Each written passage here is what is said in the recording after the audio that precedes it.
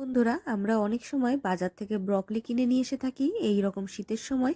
কিন্তু ব্রকলি একদিন রাখার পরেই দেখা যায় অনেক সময় এরকমভাবে হলুদ হয়ে গেছে আর উপরের এই ফুলগুলো এরকমভাবে ফুটে গেছে। তখন আমরা কনফিউজ হয়ে যাই যে আমরা ব্রকলিটা দিয়ে কি রান্না করব।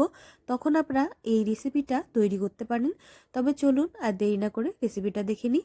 নমস্কার, মমস কিচেন বেঙ্গলিতে আপনাদের অনেক অনেক স্বাগত জানাই। আজকে আমি ব্রকলির যে ফুটে যাওয়া ফুল থাকে সেইটা দিয়ে একটা মজার রেসিপি আপনাদের শেয়ার করব।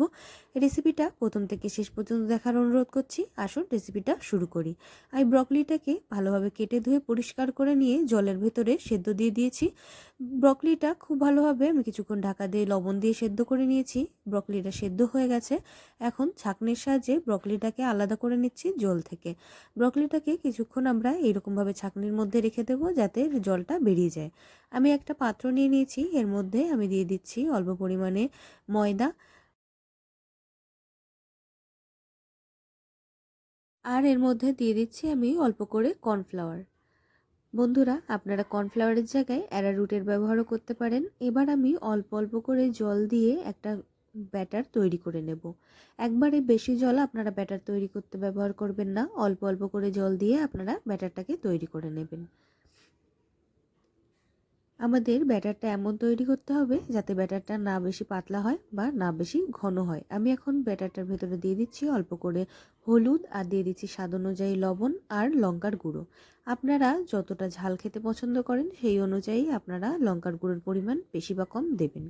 এবার ব্যাটারটাকে খুব ভালোভাবে আমরা মিশিয়ে নেব। দেখুন বন্ধুরা, আমি ব্যাটারটাকে তৈরি করে নিয়েছি। দেখুন ব্যাটারটা ঠিক এই রকম হবে, না অতিরিক্ত ঘন হবে না পাতলা হবে, ঠিক এই রকম হবে। আর এইদিকে আমি গ্যাসের উপরে কড়াই বসিয়ে তাতে তেল দিয়ে দিচ্ছি। তেলটাকে আমাদের খুব ভালোভাবে কিছুক্ষণ গরম করে নিতে হবে। এবার সেদ্ধ করে রাখা ব্রকলিগুলোকে এই ব্যাটারের ভেতরে খুব ভালোভাবে এরকমভাবে চুবিয়ে ব্যাটারটাকে খুব ভালোভাবে এর চারিপাশে লাগিয়ে নিতে হবে। তারপর তেলের মধ্যে আমাদের ব্রকলিগুলোকে ফ্রাই করে নিতে হবে। বন্ধুরা, আপনারা ভাববেন না যে আমি ব্রকলির পাকোড়া তৈরি করছি। আমি সম্পূর্ণ একটা নতুন একটা রেসিপি আপনাদের তৈরি করে দেখাবো। আপনারা রেসিপিটা প্রথম থেকে শেষ পর্যন্ত দেখতে থাকুন, আপনাদের খুবই ভালো লাগবে। আর এই রেসিপিটা আপনারা যাকেই তৈরি করে খাওয়াবেন সেই অবাক হয়ে যাবে, এতই টেস্ট হয় রেসিপিটার। দেখুন ব্রকলিগুলো এক পাশ খুব ভালোভাবে ফ্রাই করা হয়ে গেছে। এবার আরেক পাশ উল্টে আমি খুব ভালোভাবে ব্রকলিগুলোকে ভেজে নেব। ব্রকলিগুলোকে এপাশ ওপাশ করে খুব ভালোভাবে লাল লাল করে আমাদের ভেজে তুলে নিতে হবে। দেখুন বন্ধুরা, কথা বলতে বলতে ব্রকলিগুলো এপাশ ওপাশ করে আমি লাল লাল করে ভেজে নিয়েছি। এবার আমি একটা পাত্রে ব্রকলিগুলোকে তুলে নিচ্ছি। একই রকমভাবেই আমি বাকিগুলোকেও ঠিক এরকমভাবেই ভেজে নেব। বন্ধুরা, আমার চ্যানেলে নতুন হয়ে থাকলে আমার চ্যানেলটিকে অবশ্যই সাবস্ক্রাইব করে বেল আইকন দাবাতে ভুলবেন না আমার ভিডিওর নোটিফিকেশন প্রথমেই পাওয়ার জন্য। দেখুন বন্ধুরা, কত সুন্দরভাবে লাল লাল করে আমি ব্রকলিগুলোকে ভেজে নিয়েছি। এবার আমি আরেকটা ব্যাটার তৈরি করেছিলাম, তার মধ্যে আর কিছু না, আমি এর মধ্যে অল্প করে একটু বিটের রস দিয়েছি যাতে একটু লাল লাল কালার আসে। দেখুন এই ব্রকলি ভাজাগুলো কত সুন্দর দেখতে লাগছে। আমি একই রকমভাবে সমস্ত ব্রকলিগুলোকে এইরকমভাবেই ভেজে নেব। আমি গ্যাসের উপরে একই কড়াই বসিয়ে তার মধ্যে অল্প করে একটু তেল দিয়ে দিচ্ছি। তেলটা খুব সুন্দরভাবে গরম হওয়ার পরে এই তেলের মধ্যে আমরা দিয়ে দেব কিউব আকারে কেটে রাখা ক্যাপসিকাম আর দিয়ে দেব কিউব আকারে কেটে রাখা পেঁয়াজ। পেঁয়াজ আর ক্যাপসিকাম খুব একটা ছোট করে কাটার দরকার নেই, একটু বড় বড় করে কেটে রাখলে এটার টেস্টটা ভালো আসে। বন্ধুরা, এবার ক্যাপসিকাম আর পেঁয়াজটাকে অল্প সামান্য পরিমাণে একটু লবণ দিয়ে আমরা খুন্তির এখন আমি ক্যাপসিকাম আর পেঁয়াজের মধ্যে অল্প করে একটু লবণ দিয়ে দিচ্ছি।